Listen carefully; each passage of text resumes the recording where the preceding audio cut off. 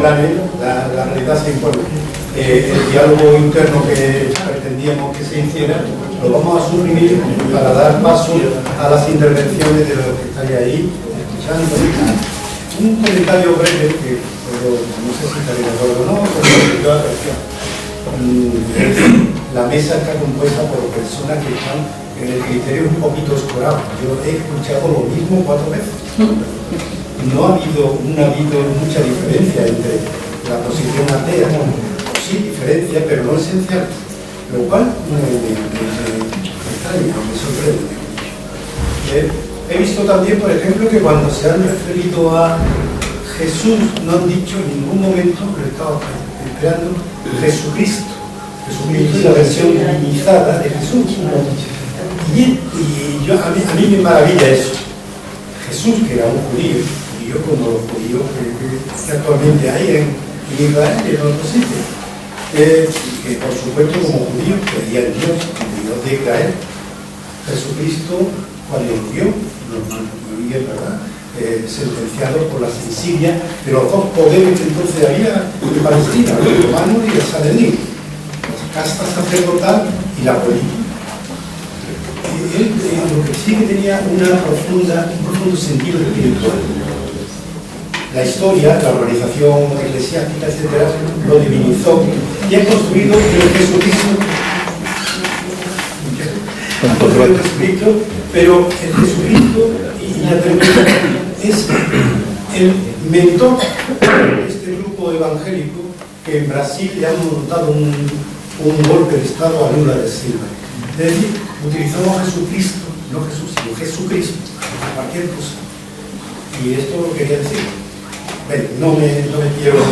A ver, sí. Voy a dar números primero. Número 1, me gustaría que opinaran un creyente y un no creyente o cualquier ponente de la mesa. Seguimos, no como el demo. Nadie habla aquí. Sí, pues número 2. Al final habla y número 2. yo. Vamos, sugiero. Antonio, puedes dar la respuesta y si te pasa conmigo.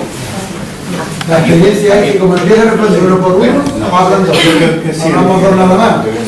Número 2. Bueno, entonces, me ha gustado bastante toda la variedad de opiniones y yo creo que lo que está predominando hoy en la sociedad en la que estamos viviendo son 3 cuestiones. Una es el mercado, otra es la razón y otra es el mito, los mitos. Entonces, de lo primero, hay quien resume la sociedad actual que ella, la mujer, trabaja para él, para el hombre. Él trabaja para el Estado y los 3 trabajan para el mercado. Que lo que está hoy día dominando en la sociedad que vivimos es eso. Ella para él para el Estado y los 3 están trabajando para el mercado. Es el mercado lo que hace la motivación fundamental de la sociedad en que estamos metidos. Eso es la primera cosa. Segunda, la razón. La razón, muchas veces hay muchas maneras de entenderla. Hay siempre una famosa metáfora. Dice que Dios es una X en la frontera de lo desconocido. De la X para acá, todo se explica sin Dios. Y de la X para allá, ni con Dios ni sin Dios. Luego Dios obra. Eso es un poco una forma de ver las cosas, ¿no? Naturalmente, quien habla así, entonces es la razón pura, la razón es la que nos está dando sentido a la vida. Todo lo que no sea la razón. Y entonces llega un momento en que hay otra cosa que no es la razón. Fíjense, el mismo Ortega y Gasset, que no es un tontaina, dice que la idea fundamental, dice la razón es un conocimiento exacto pero incompleto. En cambio, el mito es un saber completo pero inexacto. Entonces, el juego de la razón y el mito es un poco, es importante. Entonces, la idea del mito. Entonces, el mito es prácticamente algo que necesitamos para vivir. Entonces, ¿hasta qué punto el mito es necesario? Bien, esta misma idea de lo que hay que hacer, pues nos puede servir.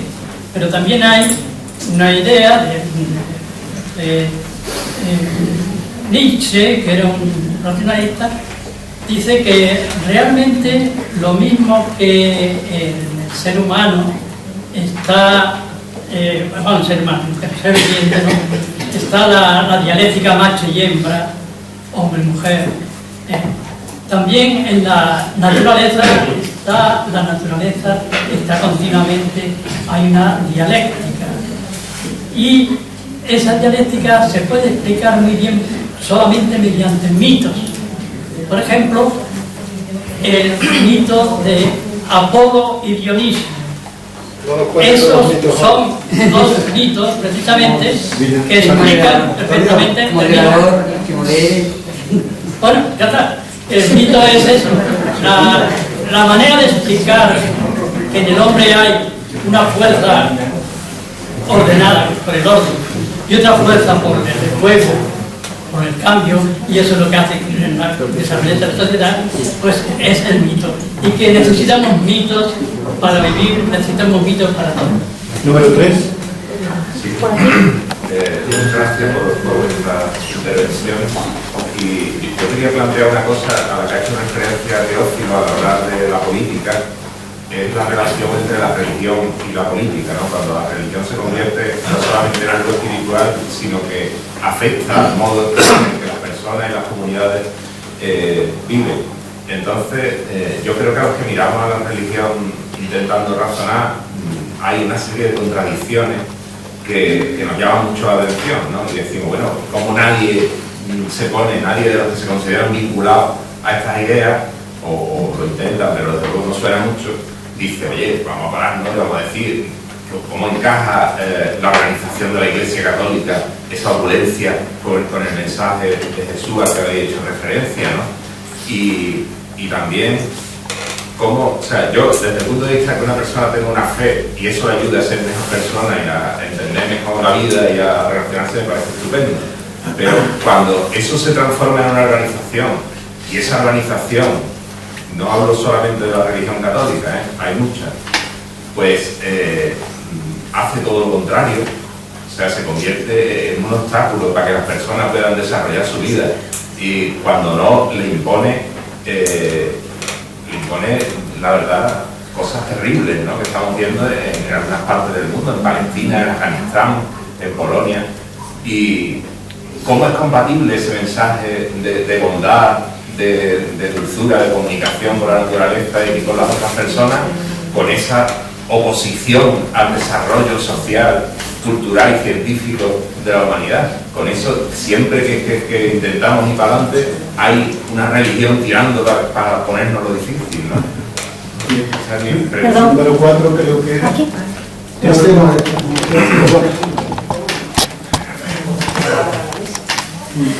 Yo quisiera hacer una pregunta, no me quedé con su nombre, con la mujer que es atea. Teresa. Es verdad.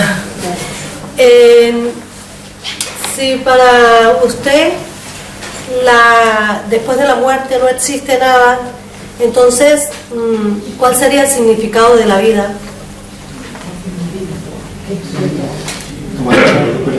¿Nada más? No. Número 5, creo que era Teófilo. ¿No? Yo quería decir algo muy elemental. Mi pensamiento actual es que, no hay nadie ni nada superior a la dignidad humana. Y todo el esfuerzo por alabar, construir templos, cantar himnos, echar incienso a dioses superiores es energía que se pierde en favor de la dignidad humana. El problema grave de nuestro mundo no es Dios, que no me importa si existe o no existe, que nosotros que sabemos de eso. El problema grande es el sufrimiento humano, el dolor, la muerte. Y cuando veo, termino, unos médicos descubrir algo contra el cáncer, salvar a una niña que nace con el corazón fatal y la resucitan, eso es lo más grande, lo más hermoso, fuera de dioses y otras cosas. Ese es el mundo de Dios. Venga, vamos a ver, aparte nuevas manos. A ver, yo primero mano y después tiene que responder luego, ¿eh? A ver, nuevas manos. Número 1, número 2 y 3. Nada, se cierra. Quería de alguna forma. 1, 4. Quería lo que ha dicho el compañero atrás sobre la acumulación de riqueza, porque una organización que a fin de cuentas, bueno, pues esa es una parte de esa iglesia que ha hecho un desarrollo jerárquico. Pero si nos vamos a la otra parte, la parte materialista de la vida, los ideólogos que forman esa ideología del comunismo, yo cuando cayó la estrella del partido en Bulgaria, estaba en ese momento en una manifestación, porque claro, estaba cayendo el comunismo como tal ideología. Entraron unos amigos a la casa del partido, porque entraron a saco, porque querían exactamente lo que se sospechaba, como si uno entra en las arcas del Vaticano, por ejemplo, ¿no? Y lo que encontraron era una acumulación de riqueza de los dirigentes del Partido Comunista, mientras que yo estaba en la casa de esta familia, donde para conseguir un poco de pan había que irse a la calle a las 6 de la mañana para hacer una cola de 3 horas. Eso lo he vivido yo. Es decir, por alusiones, ¿no? Que a fin de cuentas es una forma de elementos jerárquicos que nos juegan malas pasadas. Y lo que dice mi compañero, mi fratello, es eso, que Dios, que eso es algo interior. Yo nací católica, como dice aquí el compañero, pero lo que ha pasado es que con el tiempo yo he tenido un juicio crítico sobre la sociedad, sobre mi entorno, sobre mí misma, sobre una profundidad, y entonces yo llegué a la conclusión de que la religión es algo que tienes necesidad de sentir o no tienes necesidad de sentir. Yo necesito la trascendencia, sin jerarquía, sin Dios con nombre y apellido, pero yo necesito trascender mi propia carnalidad. Necesito hacer eso. ¿Por qué? No lo sé. Es como un impulso, un movimiento del alma que me hace querer ser algo, pero no por tener una vida eterna y estar gaitas, no, sencillamente porque me siento con una especie de impulso espiritual a eso, ¿no? Y en ese sentido termino nombrando a Pardo Bazán, con la que he estado trabajando una novela durante un par de años, que era una mujer católica, pero que sin embargo no seguía los preceptos, sino que se movía, era libre pensadora, era amiga de Ginés de los Ríos, y la religión la vivía por necesidad de trascendencia, por el libre albedrío que los naturalistas de la escuela de Zola y el laicismo condenaban por el medio social y el determinismo de esa época a que si uno nace prostituta o en un medio degradado, mueres así. Pero el libre albedrío es otra cosa, y yo creo en el libre albedrío. Eso es todo. Sí, una consideración muy breve que me hice yo en mis años jóvenes, que me hizo cambiar mi vida, y yo la quiero exponer aquí por si a alguno le sirve. En lo que subyace en esta charla, en esta reunión de hoy, es en definitiva la existencia de Dios.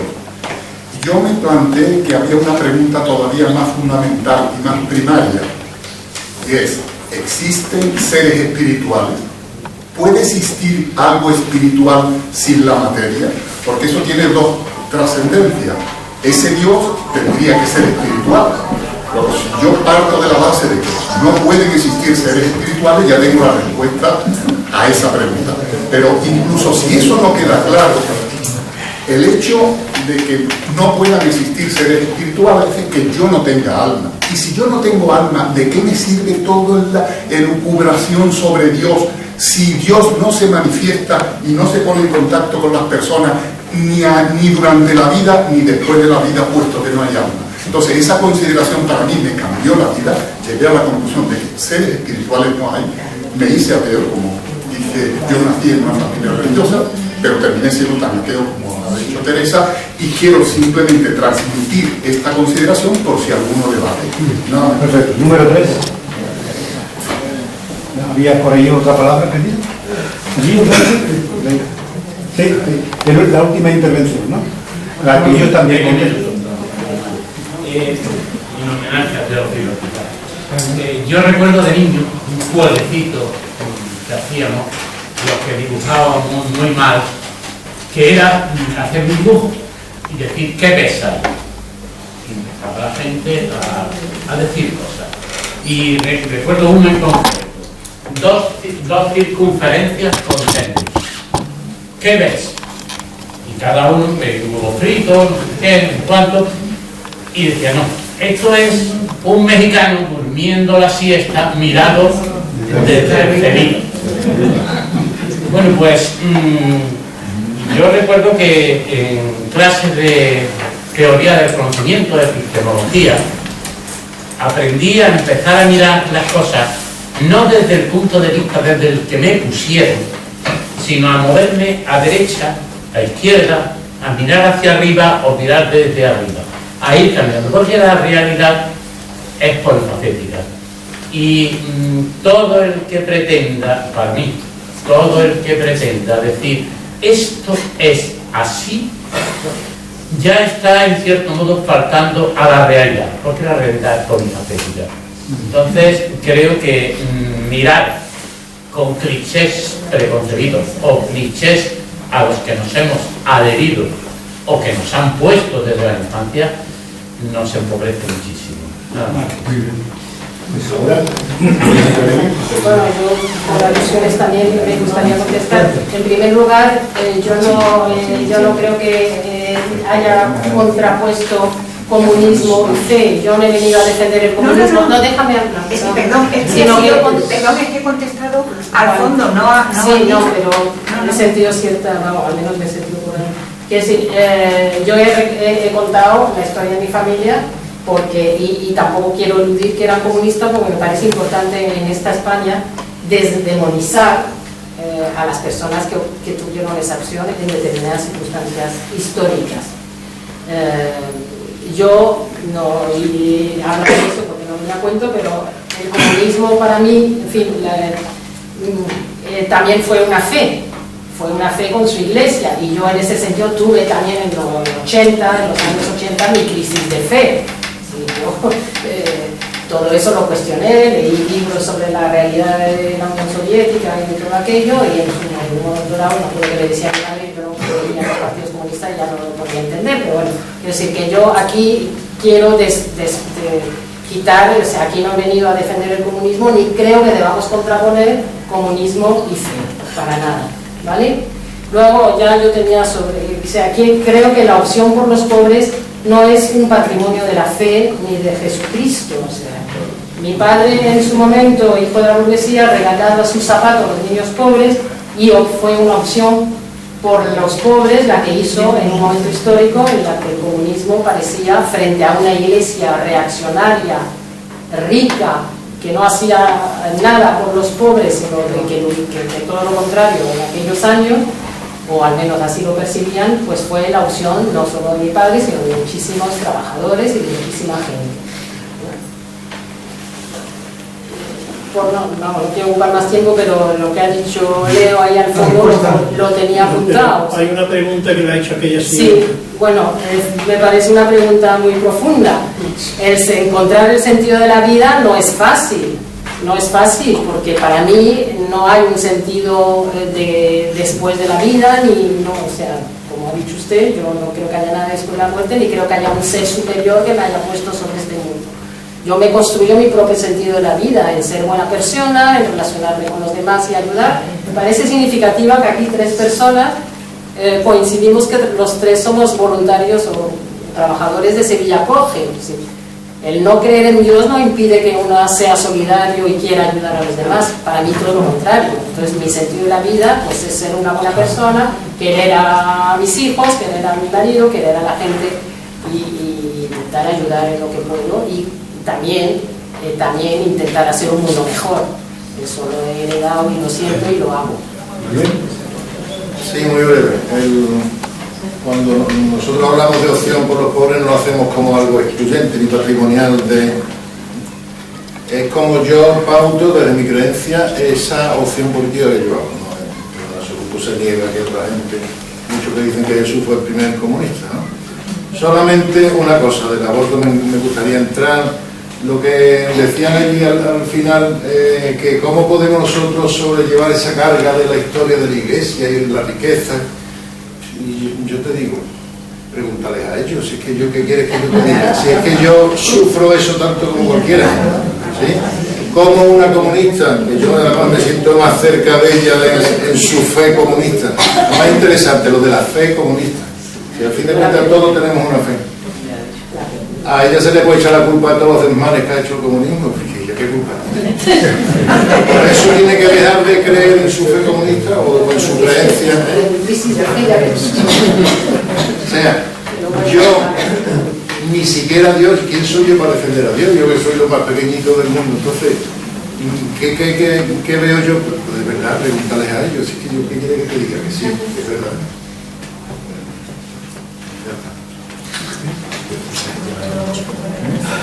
Si me permite, ya hemos cerrado una nota a esta última intervención. Pero estamos contestando ya. Si hay tiempo, le podemos dar otra. Se me permite una nota a esta última intervención. Tiene que ver con la religión, como que... Vamos a ver, a mí, yo estaba en desacuerdo con el título de esta conferencia que dice creyentes y no creyentes, porque todos somos creyentes. Unos creen en una cosa y otros creen en otra. Esto de creyentes y no creyentes, si se particulariza, creyentes en el catolicismo o no creyentes en el catolicismo, esta distinción está bien. Pero decir que unos son creyentes y los otros son no creyentes, eso no está bien, porque todos somos creyentes. Todos tenemos una serie de ideas en la cabeza, adquiridas o innatas, o lo que sea, y ya está, y punto. Y segundo, una cosa son las religiones, una cosa son las ideologías políticas y otra cosa son las iglesias y otra cosa son los partidos. Es decir, el cristianismo es una religión basada naturalmente en los textos del Nuevo Testamento, etcétera, lo que se quiera.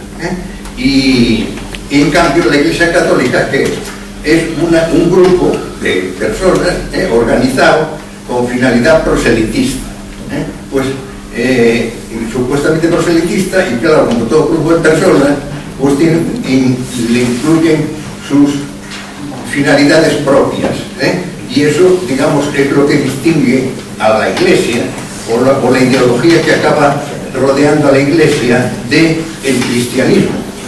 El cristianismo es mucho más amplio, y los cristianos cogen cada uno del cristianismo pues una parte del cristianismo, igual que los socialistas cogen una parte de la idea del socialismo, pues lo que sea.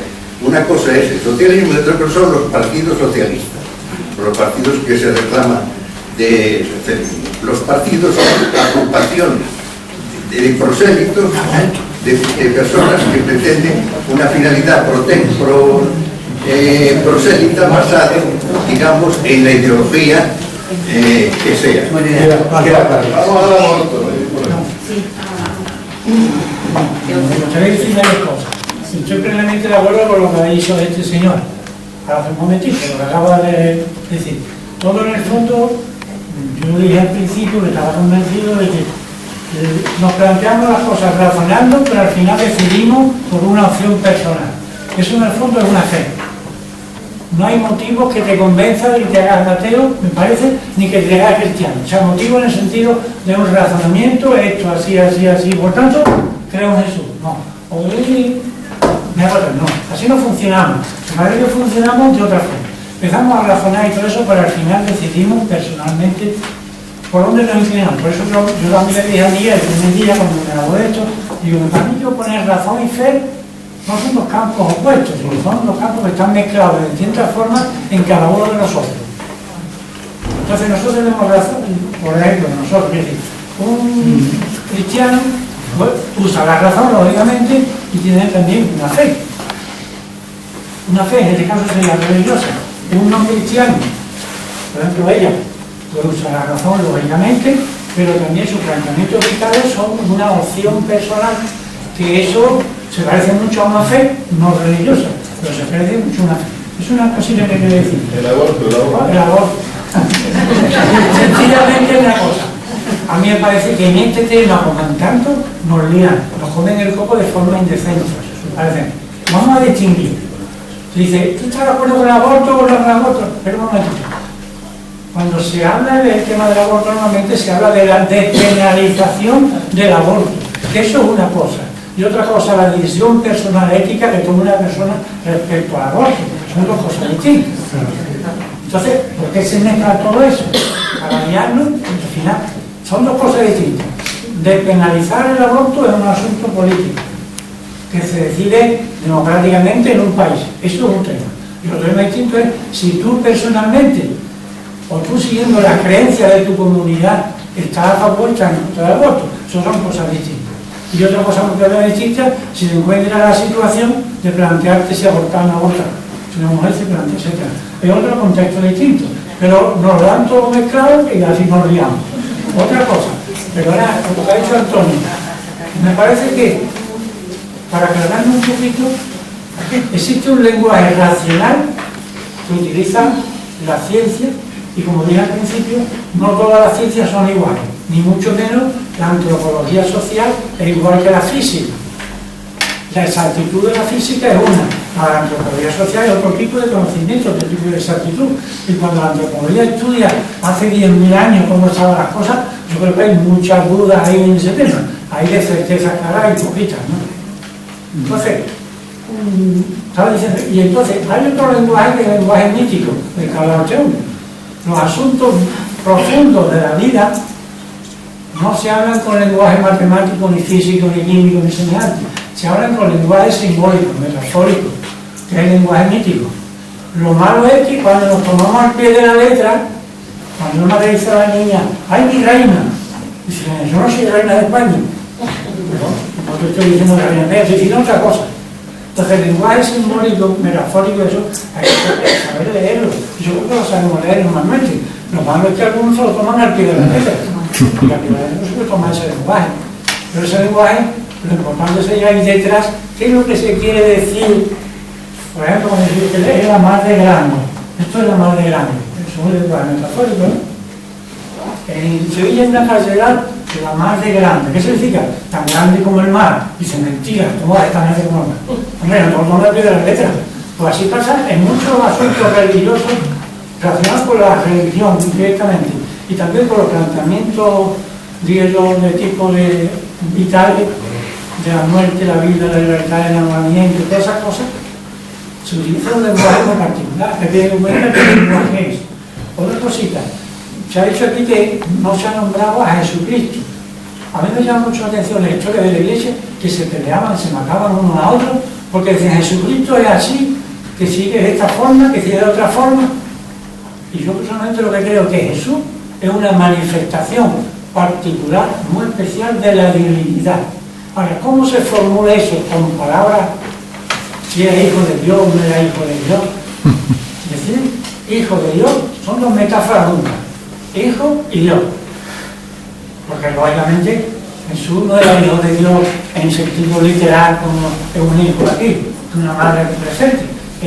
Es un lenguaje metafórico de nuevo. Entonces me parece muy ridículo que nos peleemos muchas veces entre los cristianos por cuestiones de este tipo. Lo importante no es los nombres que le dieron ni las palabras, sino lo importante es coger el núcleo del mensaje del Evangelio. Y el núcleo está muy claro. Clarísimo para que quiera verlo. El núcleo, lo esencial. Lo demás son cosas discutibles. Perdona un momentito, está claro que religión y política están relacionadas, evidentemente. Si política es todo lo relacionado con el bien común de la sociedad, cualquier persona que viva sus creencias religiosas, en el caso de los cristianos, pues no se puede cruzar el brazo ante ese tema. Tiene que estar implicado. Ahora, hay buenos creyentes, bueno, creyentes cada uno de su forma, cada uno vive como puede. Si hay alguno que dice, no, vaya plan, esto no se parece nada al Evangelio, esto es una cosa completamente distinta. Lo mismo que hay políticos que dicen, yo soy tal grupo, tal partido, tal organización, y dicen, pues esto no se parece nada a lo que se está diciendo, no se parece nada. Otra cosa, perdona que no me quiero alegar de un montón de cosas. Otra cosita. Y al final lo Otro día. La última. Aquí se ha dicho que una persona ha puesto su experiencia de que si existen cosas espirituales o no existen cosas espirituales. Vosotros que los que se han ido de una forma cristiana de los ángeles, no seres así, no decimos hermanas, pero ángeles como unos seres intermedios. Dentro del cristianismo hay personas que creen eso, pero hay muchísima gente que se siente cristiana que no cree en eso, y eso no es ningún tipo de problema. Ahora, ¿se puede decir que todo nosotros enteros, nuestra persona entera, se reduce a cosas que se tocan, que se ven, que se escuchan, que se pueden medir? ¿O hay algo más en nosotros que no sabemos lo que es, pero que no se reduce a cosas medibles y a cosas tocables? ¿Cómo se mide el cariño de una madre por su hijo? Hacemos un favor de medirlo cuando pueda. Un momento, había aquí un concejal, estaba aquí del ayuntamiento, y le he pedido si podía abajo decirle que le den la llave a él, la chica que está trabajando se marcha a su casa porque ha terminado su tiempo, y dice, es tan interesante esto, me dice el concejal, que podemos prolongarlo un poco más. Aquí Ramón hace tiempo que levantó la mano, me pareció con números, pero quiere decir unas palabras, por favor, breve también. Vamos a ser breve porque si alguno quiere hablar más. Quiero felicitar a los intervinientes. Desde luego. Porque realmente todas las intervenciones han sido de una altura intelectual y humana viable. A todos, ¿no? Algunos más que otros. Me ha interesado personalmente el testimonio de la República, porque yo creo que para la opinión pública y para el interés común de la totalidad de los que estamos, el tema se debería, digamos, discutir con una perspectiva histórica, porque después de todo estamos hablando de la racionalidad o la pertinencia de una creencia fundamentalmente del cristianismo y no de todas las religiones en la historia de Occidente y por lo tanto en nuestro país y hasta hoy, ¿no? Y el asunto es muy sencillo, quiero decir, las religiones no son ni verdaderas ni falsas. Las religiones tienen componentes falsos y componentes verdaderos. Las religiones son convenientes o no convenientes. Y se han dado en la historia con una veracidad o no, o sea, otras se han dado. Entonces, estamos discutiendo aquí acerca de, antes se ha dicho de que todos somos creyentes. Claro que sí. Uno con una creencia más racional y otros más irracionales. Unos más dogmáticos y otros más escépticos. Pero la racionalidad de la creencia es una cosa, digamos, que es superior a si es una creencia religiosa o cuáles son las motivaciones que tiene. Efectivamente, la ciencia y el conocimiento no lo es todo. Y el sentido de la vida tiene otra fuente de experiencia que son diferentes. Pero eso no justifica el cristianismo, eso justifica cualquier vía, digamos, emocional de la inteligencia. Entonces, para concretar, yo creo que la tradición judío-cristiana ha marcado el calendario. El mundo entero se divide en antes de Jesucristo la antropología y después de Jesucristo. Eso hay que comprenderlo para ser historiador y para saber de lo que hablamos acerca de la conveniencia del cristianismo.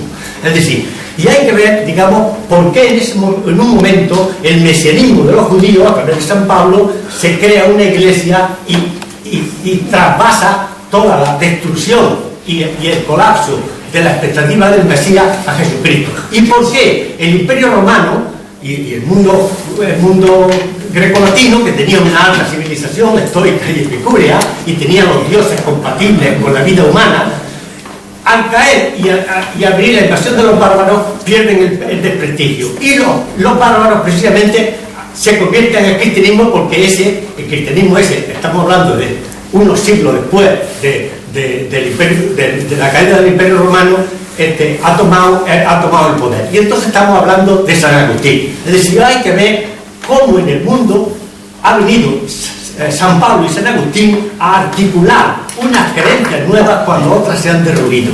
¿Y qué juego de civilización ha dado eso? Y eso ha dado el juego de la civilización cristiana medieval.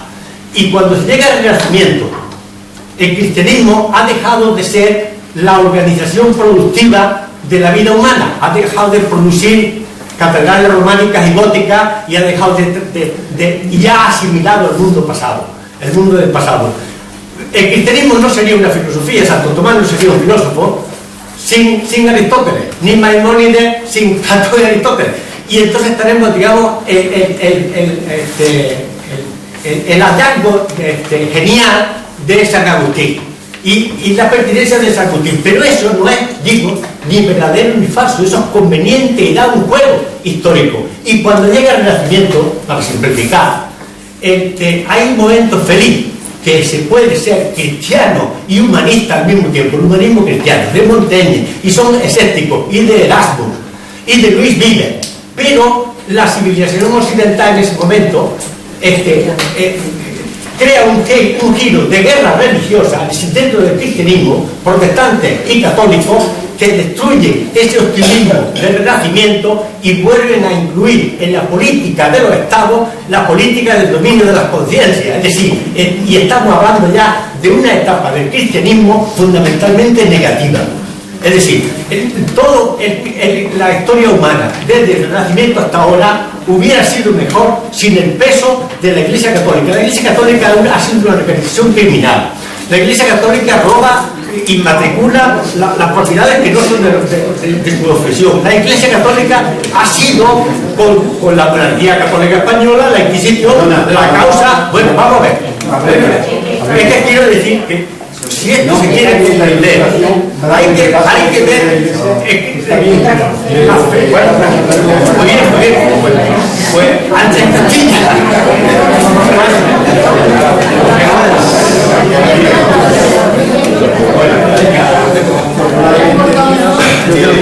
Queda lo más, vamos a ver.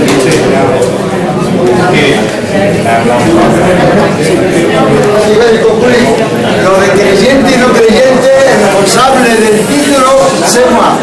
Y el responsable del título es el responsable del cartel. Es que lo que se entiende normalmente los creyentes, no estamos hablando de los que creen en un palo que florece, los creyentes, al global, digo este hombre que decía que no iba a ponerse creyente, en general.